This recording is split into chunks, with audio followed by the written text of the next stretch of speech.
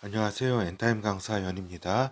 오늘 센터 특강 50강은 새로운 신앙이 시작될 때 후계의 정통성 경쟁에 대해서 살펴보도록 하겠습니다. 그러니까 즉 신앙 종교가 이제 처음 스타트할 때 시작이 될 때에 후계의 정통성 어떤 다툼이라 그럴까 이런 것들이 이루어지는데 그것을 유대 신앙과 그리스도 신앙과 이슬람 신앙 요 세 부분의 신앙을 우리 살펴보도록 하게 되는 겁니다. 그렇죠. 그래서 여기서 신앙이라고 하면 그 본격적인 이 교가 성립되기 전에 공동체 믿음 형태를 좀 의미한다라고 볼 수 있겠습니다. 그렇죠. 그래서 이런 신앙으로부터 본격적으로 여러 가지 이제 종교 체계가 형성이 되면서 교리도 형성이 되고 하면서 이제 정식적으로 교가 되는 거죠. 그 되기 전에의 어떤 이러한 신앙을 의미합니다. 그래서 우리가 보면은 하나의 비교를 해보자면은 이제 육아에서 그 유학이 되고 또 유학에서 유교로 이런 변화 과정을 이렇게 겪게 되는데 요것을 하나의 비유로 하자면 유대교를 가지고 비교를 하자면 육아라고 한다면 어때요? 유대가 그러니까 신앙의 가문 그러니까 아브라함과 이삭과 야곱의 어떠한 이러한 그러니까 육아처럼 그러니까 유대가와 같은 형태를 띠게 된다라고 하는 겁니다. 그러다 유학 이게 어떤 학문적인 발전으로 하는 적이 되는 거잖아요. 그것처럼 모세의 율법이라든가 어떤 신학의 정립, 그러니까 유대 신학의 정립이 되는 것이 그러니까 유대의 어떤 또 그러니까 유대가에서 또 하나의 발전된 형태라고 할 수가 있겠죠. 거기에서 유학에서 유교로 이러한 유교가 성립되면서 어때요? 어떤 제사제도라든가 어떤 형식적인 어떠한 행위라든가 이런 것들이 생기잖아요. 종교적인 어떤 모습을 띠게 되는 것처럼 유대교도 에즈라 시대를 맞이하게 되면서 또 그 뒤에 그 먼저 성전 건축이 되고 그죠? 그리고 또 에즈라 시대가 되면서 안식일 준수라든가 어떤 금식이라든가 어떤 종교적인 모습을 체계를 갖추어 간다라고 하는 겁니다. 그렇죠. 이것은 우리가 그 하나님의 생명을 가진 우리들이지만 또한 종교적인 모습을 통해서 볼 때는 또한 기타 세상의 종교의 모습도 이렇게 띠게 된다라고 하는 겁니다. 그렇죠. 그래서 본어에 들어가서 유대 신앙부터 그리스도 신앙, 이슬람 신앙에 대해서 살펴보는 시간을 갖도록 하겠습니다. 먼저 유대 신앙에 있어서의 어떤 후계 정통성은 무엇인가라고 우리가 생각해 볼 때에 먼저는 선조의 유언 예언을 들 수 있다라고 하는 겁니다. 그렇죠. 그러니까 아브라함의 정통성은 어디서 나온 정통성이에요?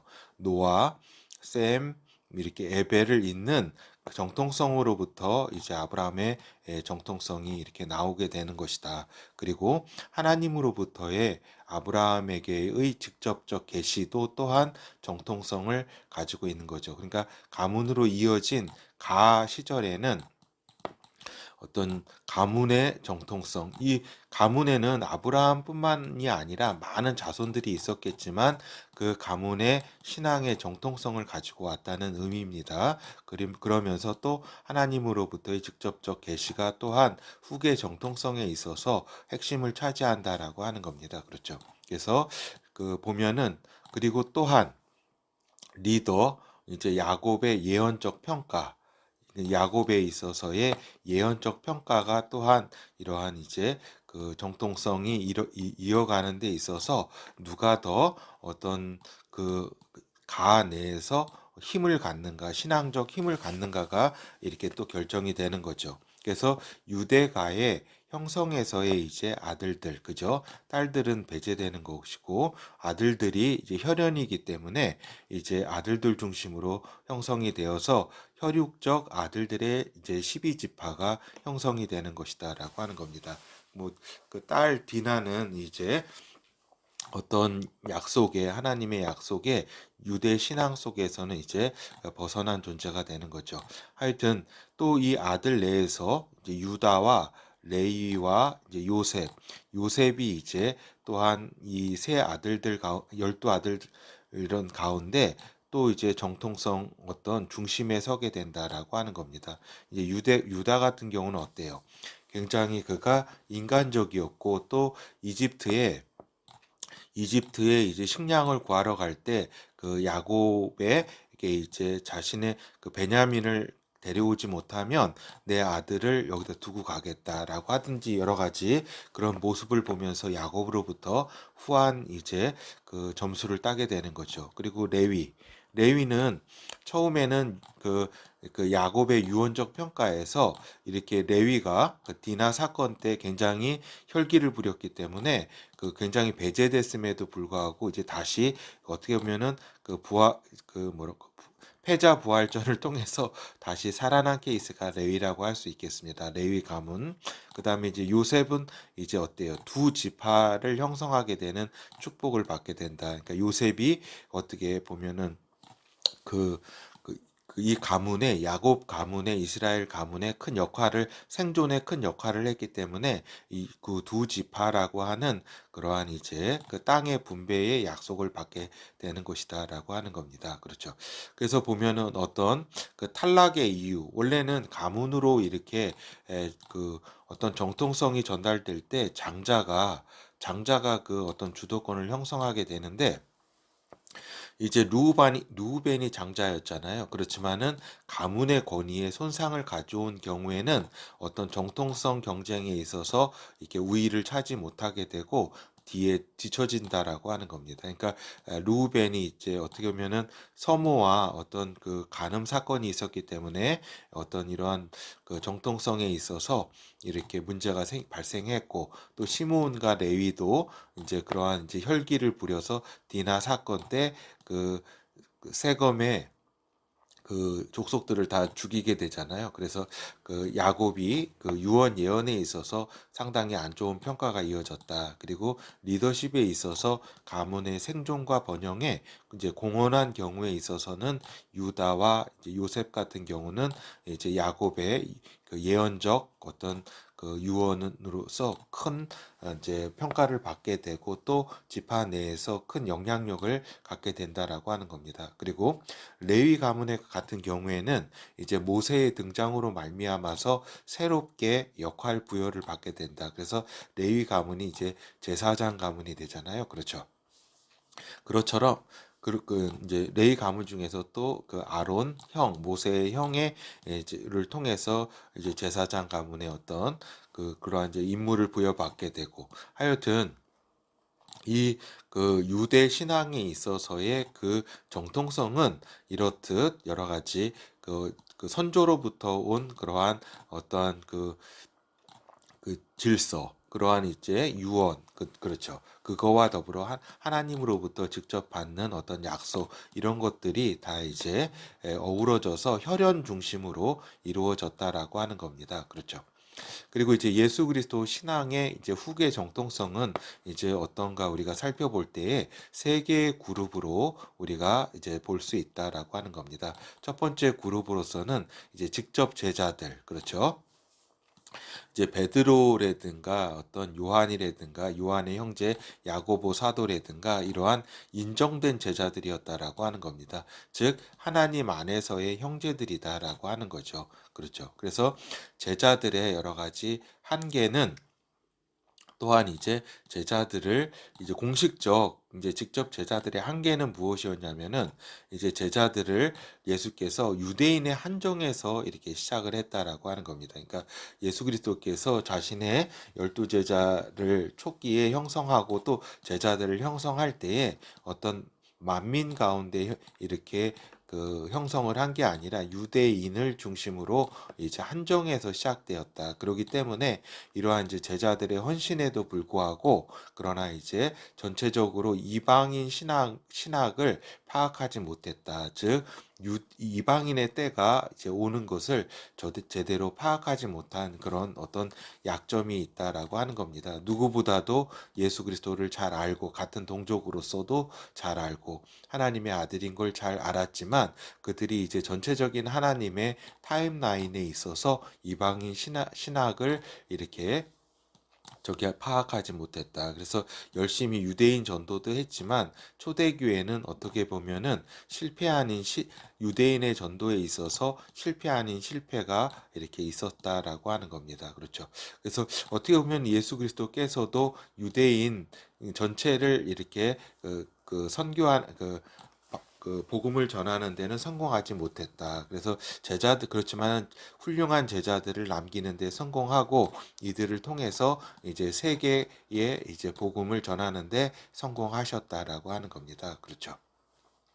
그래서 일단 여기에 있어 초기 그리스도 신앙이 이러한 직접 제자들도 하나의 리더십 파워의 어떠한 강한 부분이었다라고 하는 겁니다. 그렇죠. 그래서 요한복음 20장 17절에서도 이제 부활하신 후에 예수께서 말씀하셨듯이 예수께서 이르시되 나를 만지지 말라. 이제 마리아한테 이제 얘기하는 거잖아요. 내가 아직 아버지께로 올라가지 못하였노라. 너는 내 형제들에게 가서 이르되 그렇죠. 예수 그리스도께서 부활하시면서 상당히 이렇게 좀 흥분한, 좀 격앙된 이러한 이제 감정 속에서 처음으로 이제 내 형제들이라고 제자들을 표현을 하신 거죠.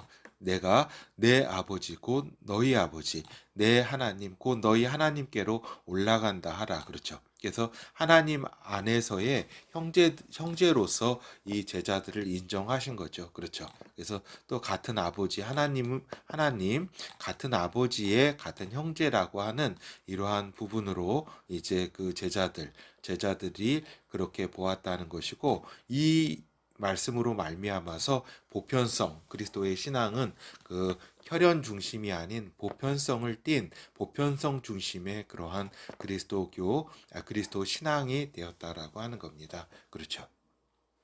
그리고 이제 제2 그룹은 이제 그 그리스도 신앙의 어떤 두 번째 어떤 리더십 그룹으로서 예수의 가족을 들 수 있다라고 하는 겁니다. 그러니까 직접 제자들, 그다음에 예수의 가족들이라고 할 수가 있겠죠. 그래서 공생의 시절 예수의 가족들과 또 제자들은 또 교류를 했습니다. 그래서 가나 혼인 잔치의 제자들을 그때까지 있었던 뭐 요한이라든가 야고보라든가 이러한 제자들을 같이 동반을 해서 혼인잔치에도 참여했다라고 하는 거죠. 가나 혼인잔치. 이때에 예수 그리스도의 동생들과 만나서 인사도 했을 겁니다. 그렇죠. 남자 동생만 4명이 있었죠. 또 여동생들도 있었고. 그런데 이제 어때요? 그 동생의 나이가 예수 그리스도의 바로 아래의 친동생이 이제 야고보인데 야고보가 그 옛날에 어떤 어떤 아이를 낳는 터울이라든가 어떤 차이를 보면 2살 정도일 겁니다. 두세 살 아래일 겁니다. 그 나이가. 그렇다고 볼 때에 예수께서는 공생에 시작할 때 한 30쯤 되셨고, 제자들은 요거보다 바로 아래 20대 중반 정도 됐을 거예요. 그죠? 그럴 때에 이제 요 야고보 이제 동생 예수님의 그 친동생 야고보가 이렇게 요 제자들보다는 베드로라든가 요한이라든가 이 제자들보다는 한 2~3살 위였을 것으로 우리가 이제 추정해 볼 수가 있습니다. 하여튼 공생애 동안에 이제 가버나움으로 이제 그 나사렛에서 가버나움으로 이제 예수의 가족이 거처를 옮기게 된다라고 하는 겁니다. 가버나움 지역은 이제 갈릴리 지역의 요충지로 이제 예수 그리스도의 공생의 사역의 이제 중심 지역이라고 할 수가 있겠죠. 그래서 가버나움 이때에 예수의 가족과 이제 제자들과는 매우 자주 만났을 것으로 이제 추정이 됩니다. 그렇죠. 그러나 예수의 가족들은 어때요? 예수의 공생의 당시에 상당히 부정적이었다라고 하는 겁니다. 그렇죠.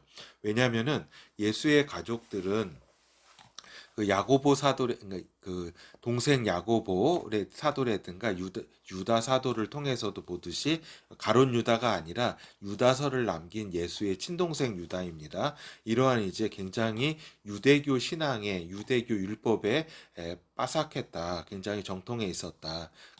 그런 가운데 민족의 메시아를 기다리던 예수의 가족들인데 그렇죠. 민족의 메시아가 아닌 이상한 행동, 그러니까 율법을 깨는 안식을 기를 깨고 하는 이러한 형의 모습을 볼 때에 이상한 행동을 하는 형으로 인식을 했다. 그렇죠.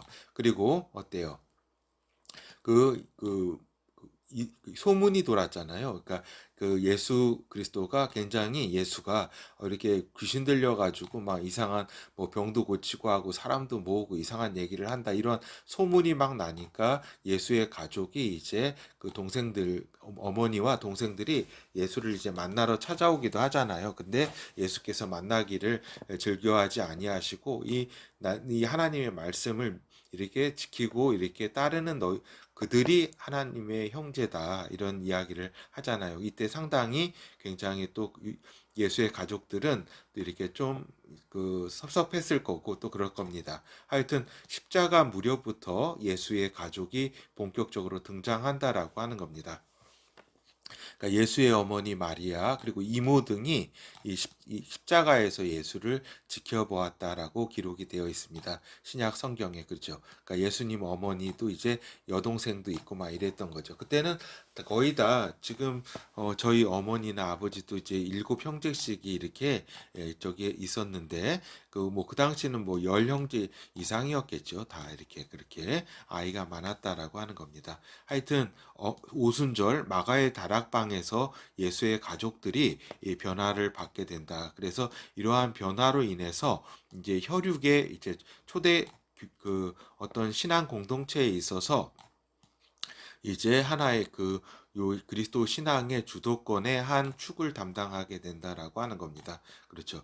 이렇게 보면은 이제 부활 후에 그러니까 마가의 다락방에서 예수 그리스도와 또 이제 그 가족들, 형제들이 다 참여를 한 거 보면은 예수 그리스도의 가족 만남이 부활 후에 예수 그리스도께서 가족을 만났을 것으로 추측이 됩니다. 그렇죠. 성경의 기록은 없지만 이렇게 충분히 생각해 볼 수가 있겠죠. 내가 부활한 상태에서 가족을 만났을 때 가족이 이렇게 그, 그 어떤 충격이라든가 이런 건 말할 수 없었겠죠. 그렇게 되면서 이제 여러 소식도 듣고 하면서 이제 그 모친 마리아도 이렇게 오순절 거기 기도에 그 이모도 그렇고 다 참여하게 되는 거죠. 그 형제들도.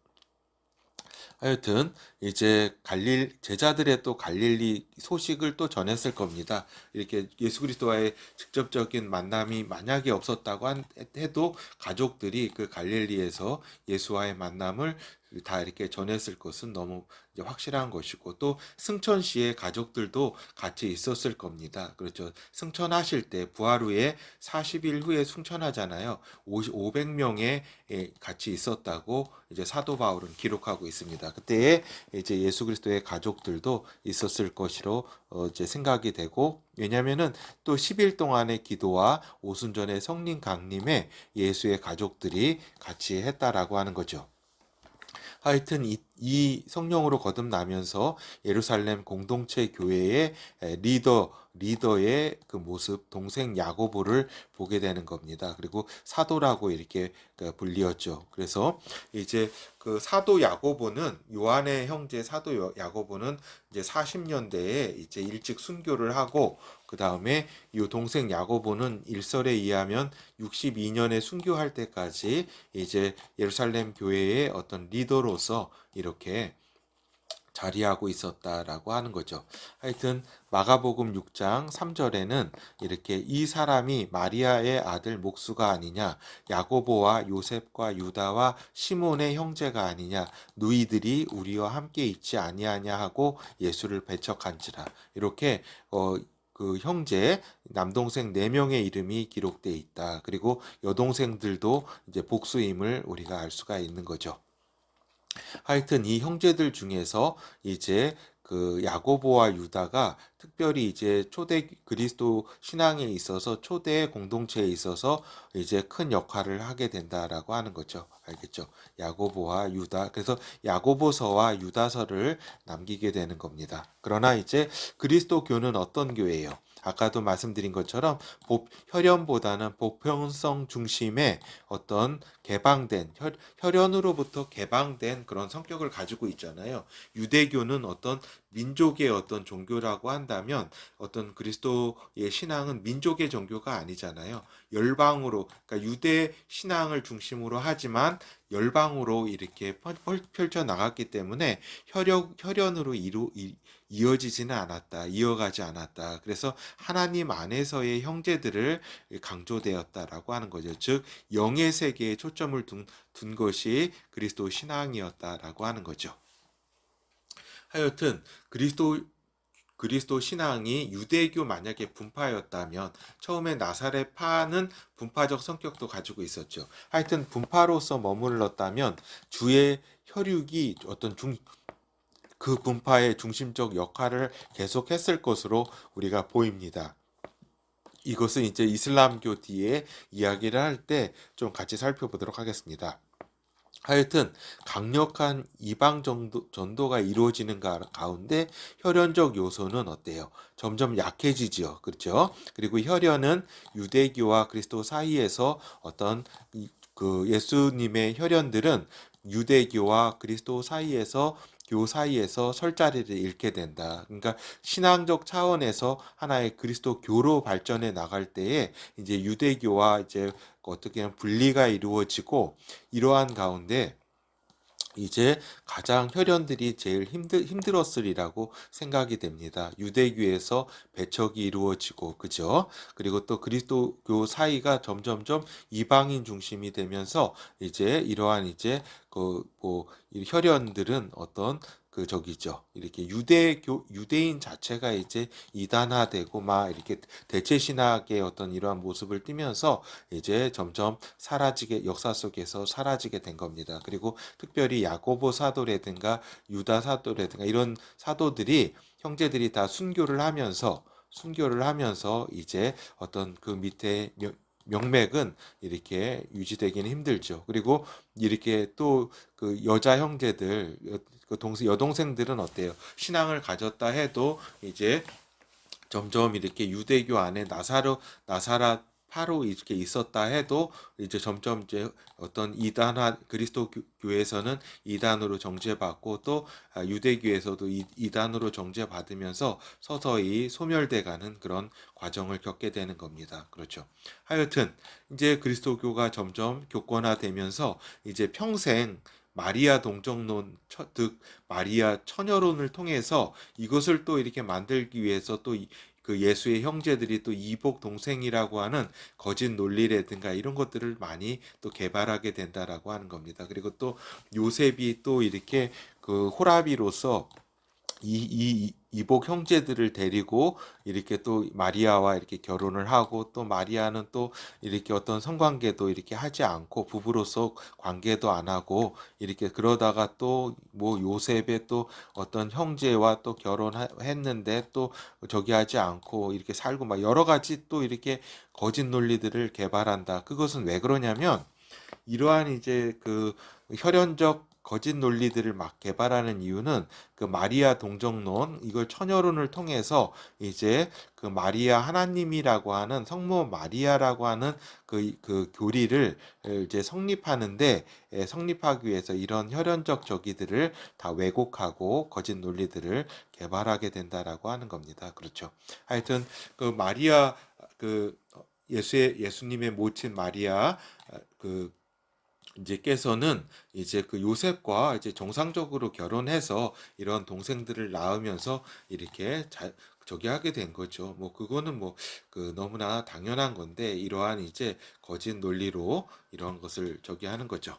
하여튼 이제 제 3그룹을 보도록 하겠습니다. 제 3그룹은 뭐냐면 그리스도 신앙에 있어서 제 3그룹은 바울과 그 동역자 그룹이라고 할 수 있겠습니다. 그러니까 직접적 제자가 아니라 새로운 제자라고 하는 겁니다. 새로운 제자. 그래서 이제 그리스도 신앙의 그 주도권, 그러니까 직접 제자들, 그 다음에 그 혈연, 예수님의 가족들, 그 다음에 요 새로운 제자들, 바울을 중심으로 한 새로운 제자들이 이제 그리스도 신앙의 주도권을 형성해 가는데, 그 처음에 그 동생 야고보가 그 예루살렘 교회의 그 리더였잖아요. 그것처럼 초기에는 그 어떤 주도권을 행사하다가 이제 이것이 이제 핍박을 받으면서 다 흩어지면서 각 제자들은 각 세계로 각 흩어졌잖아요. 그렇죠. 그렇지만 흩어진 그 지역에서 열심히 이제 복음을 전했지만 어떤 문서적이라든가 여러 가지 그 한계가 있었죠. 그렇게 됨으로써 요 새로운 그룹, 바울을 중심으로 한 새로운 그룹이 그리스도 신앙에서 하나의 신학을 정립을 하게 되면서 그리스도교 전체의 주도권을 형성해 가게 된다라고 하는 겁니다. 어떤 정통성에 있어서 어떤 승자는 바울과 그 동역자라고 할 수가 있다라고 하는 이야기를 좀 드리게 되는 겁니다. 그렇죠. 그래서 이제 인류에 대한 하나님의 전체적 계획을 깨달은 바울이다라고 하는 겁니다. 그렇죠. 그러니까 이러한 그리스도교 신앙이, 그러니까 그리스도의 신앙이 단순한 그러니까 유대교를 더 이렇게 발전시키는 그런 차원이 아니라 이방인의 때와 이렇게 연결이 된 그리스도 신앙이다. 또 하나님의 새 언약의 성취다라고 하는 그러한 전체적 계획을 깨닫게 된다, 바울이. 근데 이렇게 깨닫게 된 거는 그의 지식적, 그죠? 모든 학문에 통달한 지식적, 그리고 그의 열정적, 어떤 종교의 열정적인 그러한 성격, 그리고 체험적, 그리스도를 직접 만나는 그런 체험적, 그리고 이제 결론적으로 그리스도의 은혜적 결과라고 할 수가 있겠습니다. 하여튼 인류에 대한 이방인의 때가 도래했음을 가장 먼저 인지를 했다라고 하는 것이죠. 그래서 직접 제자들이 예수 그리스도의 세계 복음 전파의 말씀을 따르긴 했지만, 그죠? 예수 그리스도께서 승천하실 때 너는 그 에루살렘과 사마리아와 땅끝까지 이르러 복음을 전하라고 하는 이 말씀을 이제 직접 제자들이 이렇게 실천을 했음에도 불구하고 이것이 하나님의 거대한 계획인 것에 대한 인식은 좀 부족했다라고 하는 겁니다. 그래서 초기에 굉장히 답답하셨는지 하나님께서 성령께서 이제 답답한 나머지 베드로에게 직접 체험을 알려주잖아요. 그래서 여러 가지 이제 벌레들이 이렇게 내려오는 환상을 통해서 이걸 집어 먹으라 하고 너가 이방인에게 이제 가야 되는 것을 깨닫게 해주시죠. 하여튼 이방인 구원의 때, 즉 이방인의 시대에 대해 신학적으로 또 지식적으로 이제 준비가 되었던, 그죠? 준비가 되어 있던 사도 바울이 직접적 제자들을 넘어서 그리스도 신앙 전파의 주도권을 가질 수밖에 없게 되는 것이다라고 하는 거죠. 그래서 그러니까 히브리서까지 15권을 이렇게 남기게 되는 거죠. 그렇죠. 그러니까 저기까지 히브리서를 비롯해서 사도행전도 실상은 그 초기에는 중간까지는 여러 가지 사도들의 어떤 행적이었지만 그 중후반부터는 다 사도 바울의 어떤 선교 이야기잖아요. 그렇죠. 그것처럼 사도 바울이 이제 그 새로운 제자들이 주도권을 형성하게 된다. 그리고 이제 이방의 이런 교부들, 속사도와 교부 시대에 접어들면서 이방인들이 그리스도 신학을 정립을 하게 되면서 이 주도권은 이제 완전히 이제 혈연으로부터도 완전히 떠나게 되고 그렇게 되는 거죠. 그렇죠. 그렇게 되면서 이제 교회가 예루살렘 교회 중심에서 이제 퍼지게 되면서 초대교회의 5교구를 성립하고 되게 되고 5교구는 경쟁을 하게 됐다라고 하는 겁니다. 그래서 보면은 제일 처음 형성됐던 예루살렘 교회, 그죠? 친동생 야고보가 이렇게 리드를 했었죠. 그리고 또 그 베드로와 요한이 리드를 하는 그러한 예루살렘 교회였다. 그러다가 이제 그 핍박이 적이 되면서 안디옥 교회로 이제 그 중심이 이동하게 되고 또 소아시아 교회가 개척되고 그 다음에 이집트의 알렉산드리아 교회가 개척되고 또 로마 교회가 개척이 되고 또 로마 교회의 개척에는 또 베드로 사도의 그러한 또 저희가 있잖아요. 또 그러한 여러 가지 헌신이 또 있었고, 하여튼 이러한 다섯 교구가 성립이 된다라고 하는 겁니다. 이렇게 그 교회, 이러한 가운데 로마 교회가 이제 그 주도권을 이제 갖게 되면서 그리스도 교회 어떤 성립에 어떤 중추적 역할을 하게 되는 거죠. 그 당시 이제 동방교회라고 함은 예루살렘 교회와 안디옥 교회와 소아시아 교회, 알렉산드리아 교회 네 교구가 이제 다 동방교회였는데, 이것을 제치고 로마 교회가 그리스도 교회의 중심을 이룬 것은 왜 그렇게 됐냐면, 로마 제국이 이제 그 국교로 이제 성립을 하게 되면서 로마 교회가 이제 그 저기죠. 어떤 프리미엄 교회가 되면서 제국에 인정하는 그러한 이제 그 교회가 되면서 서구 교회로 이제 주도권이 넘어가게 됐다. 그거는 로마 제국의 어떤 국교화가 절대적인 영향을 끼치게 된 것이라고 하는 겁니다. 그리고 이제 새 신학적 이제 경쟁에 있어서 이제 새 그 알렉산드리아 신학, 소아시아 신학, 로마 신학이 이제 경주를 하게 되는 거죠. 그래서 이제 알렉산드리아 신학은 이제 그리스 문화의 큰 배경을 가진 도시잖아요. 그렇죠.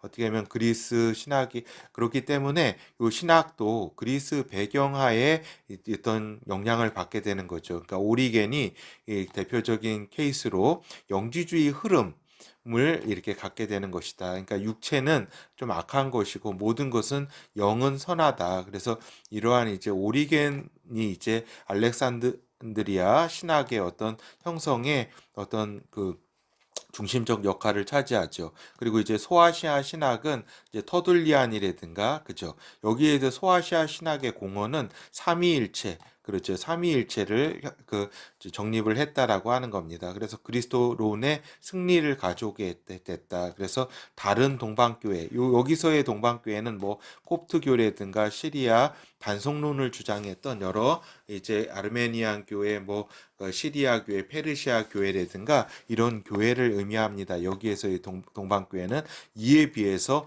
이제 이 서방교회라고 하는 이 교회가 이제 주도권을 차지하게 된 거는 삼위일체의 그 어떤 정리를 그리스도론과 이제 인성과 신성의 어떤 그 일치라고 하는 그리스도론과 이제 삼위일체 성부 하나님, 성자 하나님, 성령 하나님의 그 삼위일체론으로 말미암아서 이제 그 어떤 신학적인 그리스도교 신학의 어떤 그 정립을 하게 된다. 그리고 로마 신학은 아까도 말씀드린 것처럼 로마 제국, 기독교 국교화 를 통해서 그거는 로마 교권이 이제 절대적 위상을 차지하게 되는 것이다라고 하는 겁니다. 그래서 교황 제도가 성립을 하고 지금까지도 제체 신학을 가지고 기독교 세계에 상당한 영향력을 행사하고 있다라고 하는 거죠. 그래서 우리가 이제 그리스도 신앙에 있어서 이러한 제1그룹 직접 제자들 그리고 예수 그리스도의 가족들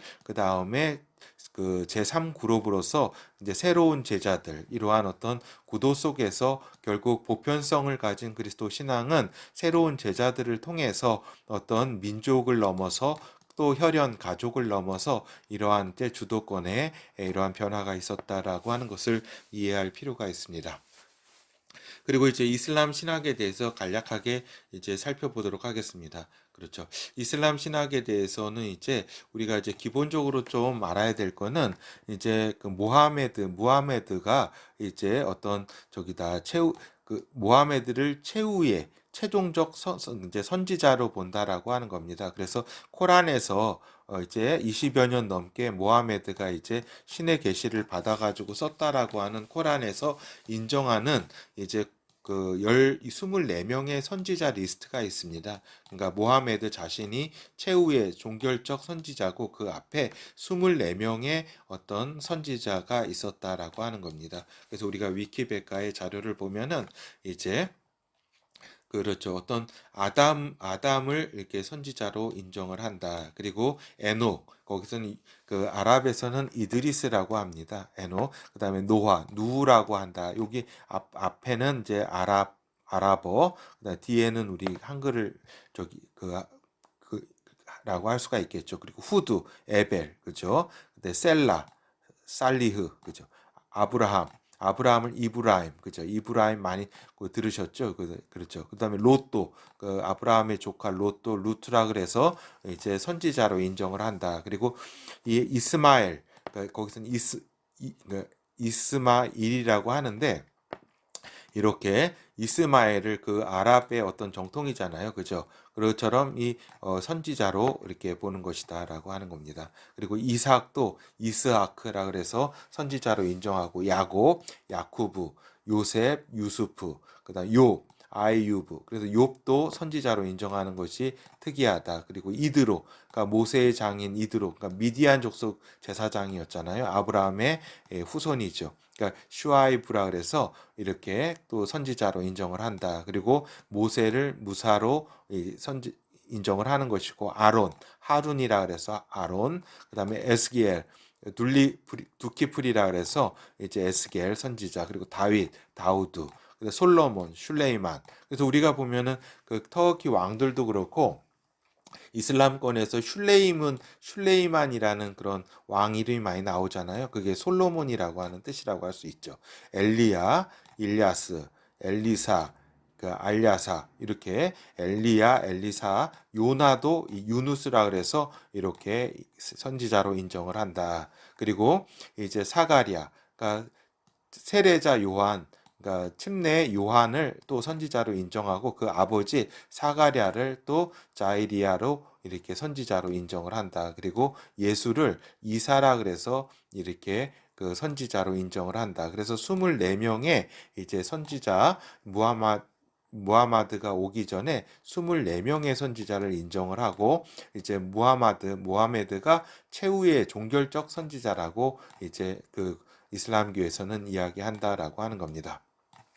그렇다고 한다면 요 무하메드가 이제 사후에 이제 그러한 이제 그 제자들과 이제 혈육들의 후계자 다툼이 이렇게 형성이 된다. 근데 이러한 이제 특성이 어떤 거냐면 아까 얘기한 것처럼 그 유대교는 하나의 그 유대가가 저기 이렇게 후계자 되면서 하나의 형제들이기 때문에 경쟁이라든가 이런 건 특별히 없지요. 물론 형제 중에서 뭐 리드하는 어떤 형제는 있어도 이러한 단일 어떤 체계였다면 어떤 그리스도 신앙은 어때요? 여러 가지 혈연과 직접 제자와 또 새로운 제자 간의 새 그룹의 어떤 다툼보다는 좀 경쟁이라고 할 수 있겠죠. 근데 요 이슬람에서의 경쟁은 제자들과 혈육 간의 어떤 다툼 차원이 아니라 거의 뭐 전쟁입니다. 전쟁. 그런 정도로 이렇게 어떤 혈연적 요소가 근데 굉장히 강했다라고 하는 것. 그리고 또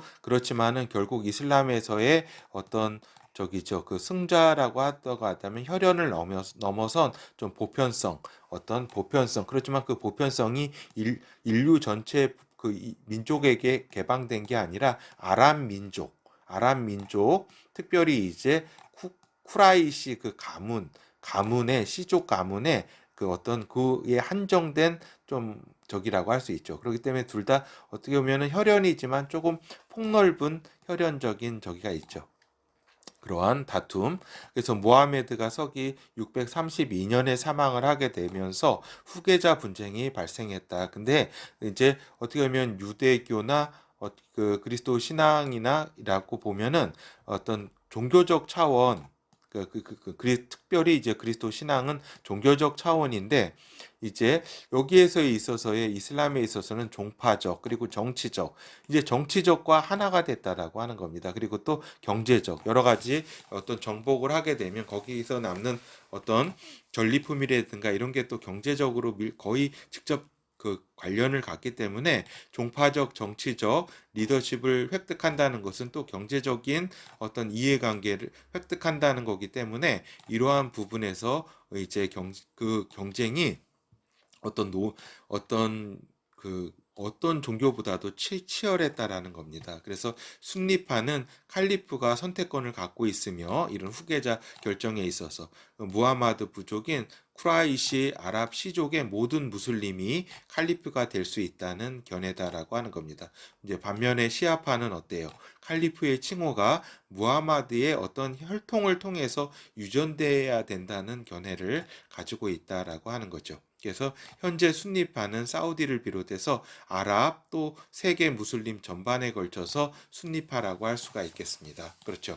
당연히 세계로 이것이 퍼져나가게 되면서 혈연보다는 어떤 보다 좀 폭넓은 그러한 이제 어떤 리더십을 갈망하게 되는 거죠.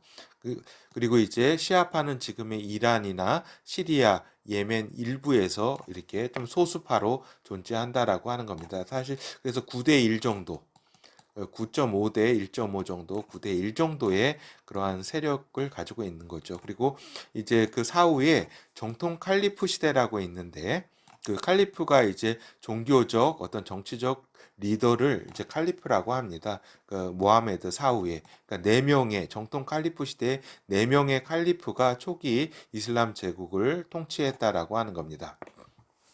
이제 1대, 2대, 3대, 4대까지 정통 칼리프 시대인데, 이제 1대 아부 바크르, 그러니까 모하메드 친구이자 장인입니다. 그래서 나중에 결혼하게 되는 아이샤, 9살에 결혼하게 되죠. 요 아이샤의 아버지이기도 합니다. 그러니까 모하메드의 친구이자 장인인 그 아부 바크르가 이제 1대 칼리프를 이렇게 리드했다. 좀 종교적인 데 초점을 좀 맞췄고, 또 어때요? 굉장히 어떻게 보면 공식적 제자라고 할 수가 있겠죠.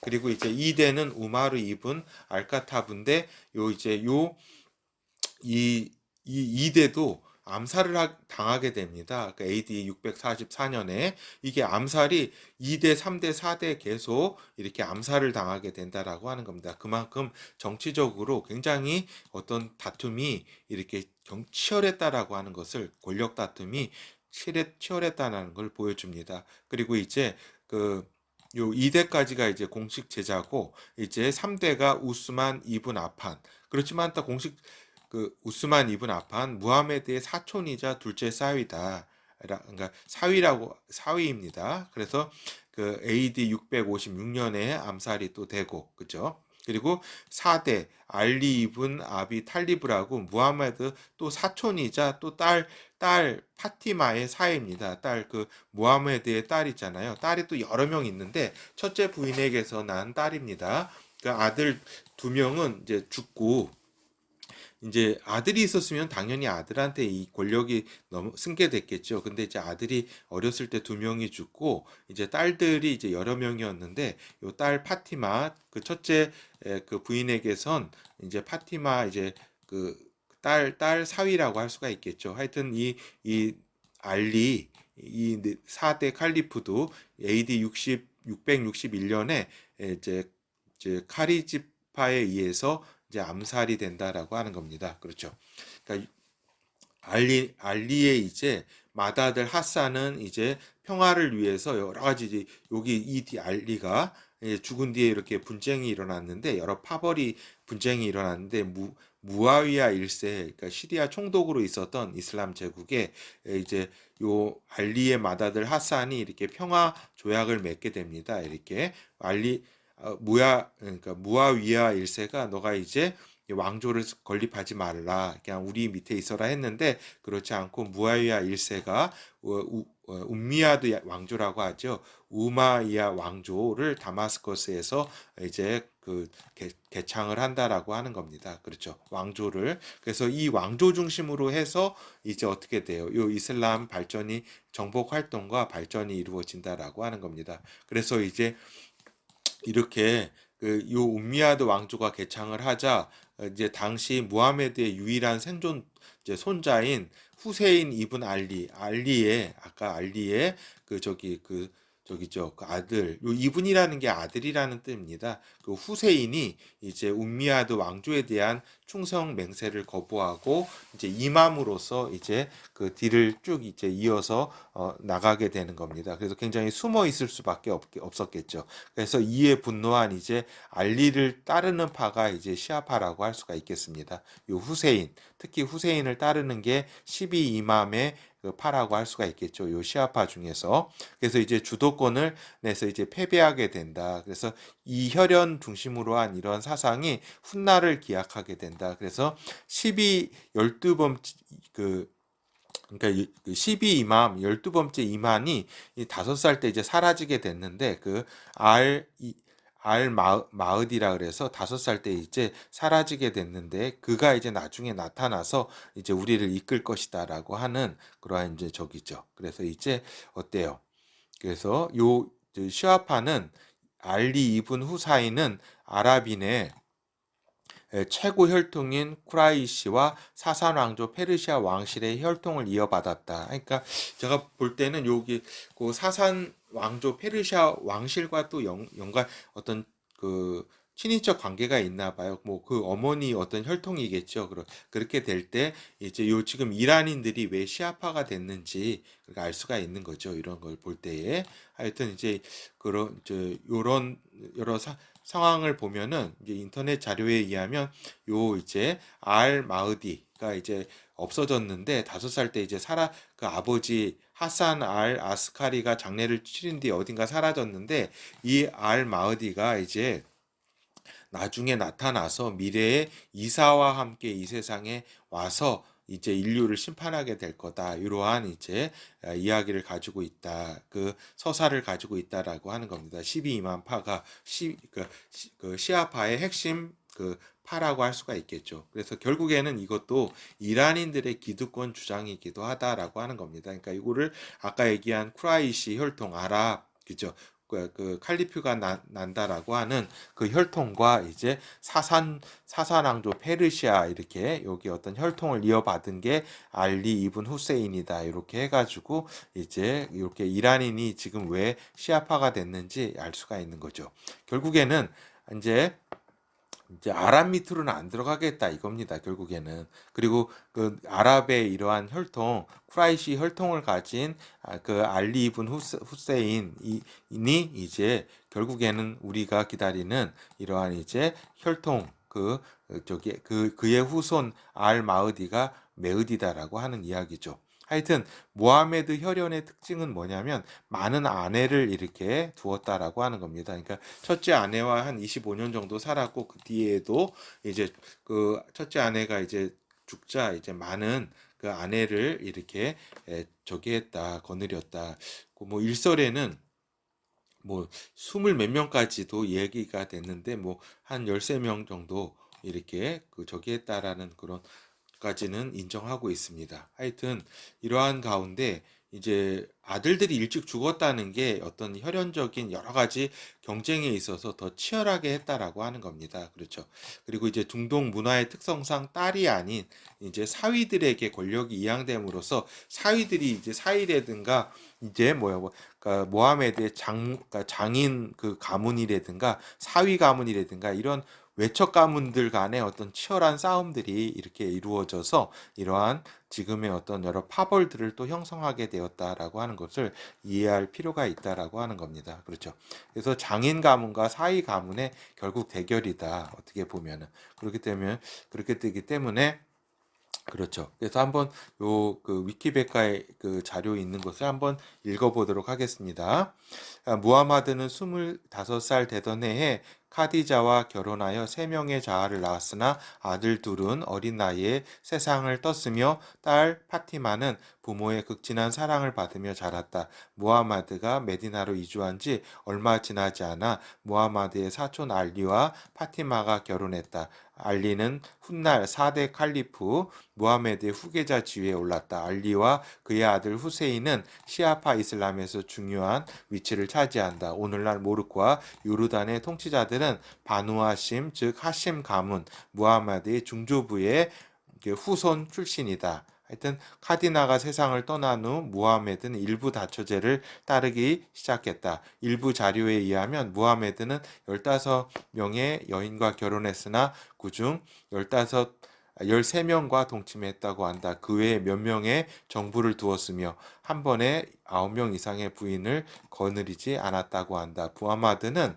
하나님이 자신에게는 수많은 부인을 둘 수 있도록 허락하였으나 그의 추종자들은 부양 능력에 따라 최대 4명의 부인만 둘 수 있다고 주장했다라고 하는 겁니다. 하여튼 여기 내용을 이렇게 제가 여러 자료들을 봤는데 굉장히 좀 굉장히 이렇게 근친상간에 가까운 여러 가지 또 이야기들도 있습니다. 하여튼 뭐 이렇게 그 이슬람권에서 부인하는 경우도 있는데 하여튼 그런 여러 가지 그 굉장히 하죠. 이렇게 그러한 이제 그런, 예, 그렇죠. 하여튼 이제 그 왕조 형성을 통해서 이슬람 신앙이 확대됐다라고 하는 겁니다. 그래서 정교 일치의 특성을 지닌 이제 이슬람이었고, 이 왕조, 그러니까 정치 세력을 통해서 이 정복 활동과 이렇게 어떤 을 통해서 이슬람의 주도권이 이렇게 가족에서 혈연 중심으로가 아니라 하나의 이슬람권 내의 아랍인들을 중심으로 해서 이렇게 퍼져나갔다라고 하는 겁니다. 알겠죠? 그렇게 되었고, 그리고 이제 그래서 결국 움미야드 왕조, 그죠? 시리아 왕조라고 할 수 있겠죠. 다마스커스 아까, 그다음에 아바스 왕조, 요쪽 이란 지역에서 바그다드, 이라크 바그다드 지역에서 있던 아바스 왕조, 또 그 이집트의 맘누 왕조, 인도의 델리 술탄국, 그다음에 터키의 셀주크 오스만 왕조, 또 이란의 사파비 왕조라든가 다 이제 이 왕조 어떤 정치 권력과 분리된 것이 아니라 정교 일치로 이렇게 그 특성을 가지면서 이슬람 신앙이 확대를 가지고 왔고 또 이슬람교로 발전하게 되었다라고 하는 겁니다. 근데 이제 오스만 투르크가 이제 20세기 초에 멸망을 하게 되면서 종말과 함께 칼리프제가 폐지가 된다. 그래서 22년에 이제 술탄제가 폐지가 되고 24년에 이제 칼리프제가 폐지가 되어서 이제 이슬람권 전체를 대변하는 그러한 이제 기독교로 치면은 교황과 같은 그러한 지위를 가진 사람이 없게 된다라고 하는 겁니다. 그리고 이제 37년까지는 이제 터키 이제 국민회의에서 이제 칼리프권을 가지고 있었는데 이것마저도 이제 아타투르크가 폐지하게 되면서 그렇죠. 이제 그 갈 길을 몰라 하는 그러한 이슬람이 된 것이다라고 하는 겁니다. 어떻게 보면 지금 그래서 이제 현재 칼리프제를 둘러싼 어떻게 보면 중동 이슬람의 패권 다툼을 우리가 이해해야 한다. 그러니까 그렇죠. 사우디 어떤 그 종주권을 주장하고 있고 또 이란 시아파로서의 종주권을 주장하고 있는 거죠. 그리고 또 터키의 어떤 이제 근래의 어떤 역사적인 정통성, 그다음 그걸 통해서 터키에 또 지금 보면은 에르도안이라든가 보면은 이러한 이제 중동 이슬람 패권을 또 차지하기 위한 여러 가지 이제 뭐 사우디의 빈살만 또 이란의 또 저기잖아요. 그 아야톨라 그러한 이제 체계 그렇죠. 신정 체제라든가 그런 것들. 그래서 어떻게 보면은 이러한 그 이곳을 이제 차지하기 위한 엄청난 다툼이라고 할 수 있겠습니다. 하여튼 혈연성과 보편성을 함께 보유한 이슬람을 이해를 해야 한다라고 하는 겁니다. 그렇지만은 또 요 보편성이 완전한 보편성이 아니라 아브라함의 후손이 강조되고 또 모하메드의 혈연이 강조되는 그죠. 시아파뿐만 아니라 아랍 쪽이잖아요. 아랍의 어떤 기득권을 또 강하게 주장하는 것이 또 저기잖아요. 그 이슬람교잖아요. 그렇죠.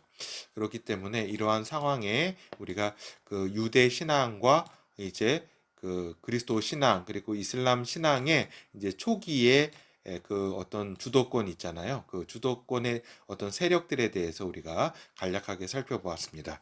예, 결어를 살펴보면 이제 본격적 종교로서의 틀을 갖추기 전에 신앙의 형태에 있어서 이제 신적 계시에 의한 강력한 카리스마 리더가 등장하고 그죠.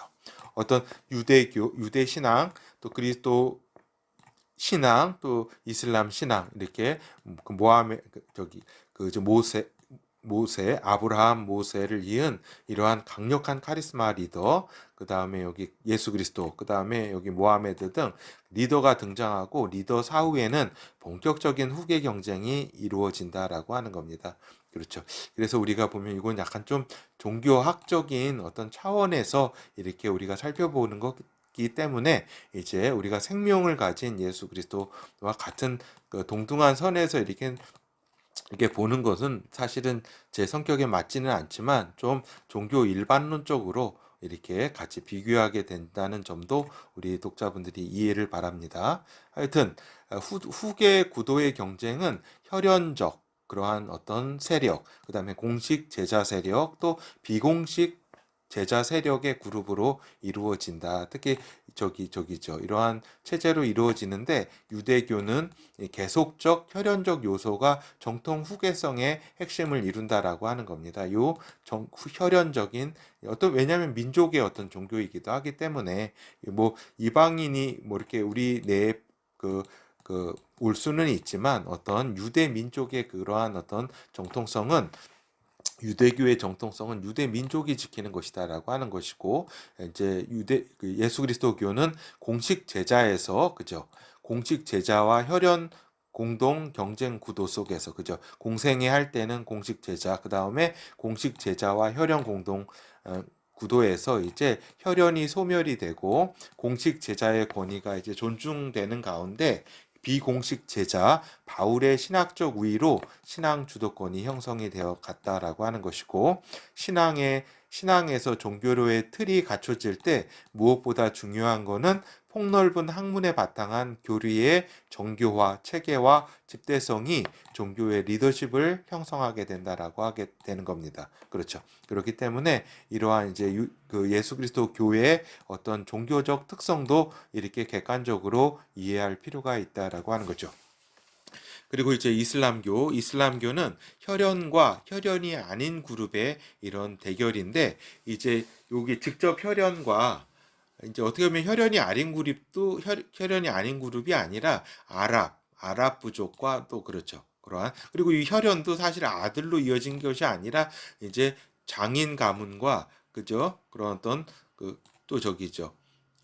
처가와 어떤 외척이죠. 외척과 사위 딸의 사위 가문 간의 그러니까 외척 가문의 어떤 이런 경쟁이었다, 대결이었다라고 하는 겁니다. 그렇죠. 그래서 아직까지도 최대파벌, 시아파, 순니파는 이러한 혈연과 혈연의 이게 혈연이 아닌 그룹이긴 하지만 또 이거 자체가 아랍의 혈연이기 때문에 그러한 어떤 특성을 갖는다. 그리고 혈연은 아들이 아닌 사위 알리 이 계통이 강조됐다. 파티마는 이제 거의 뭐 저기 성녀로 이슬람에 있어서 성녀로 추앙받는 그런 존재라고 할 수가 있겠죠. 하여튼 현재 주도권을 두고 사우디 성지를 가지고 있고 아랍 정통성에 있어서 우위를 가진 사우디아라비아 그리고 이란은 어때요? 이란은 아까 12이만팜을 비롯해서 이슬람 종말론과 연계돼서 지금 굉장히 마지막 때에 우위를 이렇게 가질 수밖에 없는 것이다라고 하는 겁니다. 그렇죠. 그런 가운데 또 터키 이제 역사적 정통성을 강조했다. 그러니까 너희가 이제 저기다 사우디, 아랍과 이란 너희들이 정통성을 주장하지만 우리 터키가 다스리던 셀주크, 오스만, 투르크 시대의 근천년간의 시대 때 이슬람이 번성하고 보편적인 어떤 이슬람으로 성장하지 않았느냐. 우리 터키가 이슬람 주도권을 가지고 있어야 이 이슬람이 전 세계에 진짜 신앙다운 신앙이 되고 진짜 세계 종교로서의 위상을 갖게 된다. 이 터키 우리가 이제 이슬람 정통성을 가져야 된다라고 하는 것이 터키의 입장이라고 할 수 있겠습니다. 하여튼 이렇게 우리가 유대 신앙, 그리스도 신앙, 또 이슬람 신앙에 대해서 대략 이렇게 알아보았습니다. 그래서 그 중에 이러한 이제 혈연과 또 보편성에 있어서의 싸움, 그리고 정치 구도와 여러 가지 그렇게 또 혈연과 혈연의 싸움 이러한 부분들에 대해서 우리가 좀 간략하게 살펴보았습니다. 예, 감사합니다.